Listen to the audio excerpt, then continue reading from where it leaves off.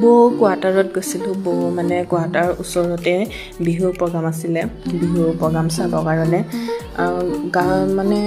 বিহুৰ প্ৰগ্ৰাম তেনেকৈ চোৱাই নহ'ল সেইকাৰণে ভাবিলোঁ বৌ ৰুমৰ ওচৰতে যেতিয়া বিহু প্ৰগ্ৰাম চাব গ'লোঁ তেনেকৈ ইমানে মানে বৰষুণ দিলে বৰষুণৰ কাৰণে মানে বাহিৰত ওলাই যাব নোৱাৰিলোঁ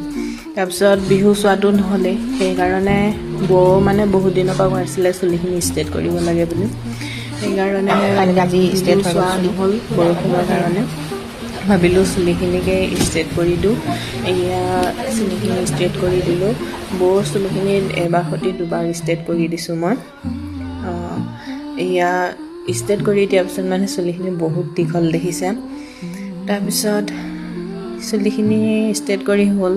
এইটো হ'ল ফাইনেল ৰিজাল্টটো কেনেকুৱা হৈছে আপোনালোকে চাই পেলাই কমেণ্ট কৰি জনাবচোন চুলিখিনি দেখিব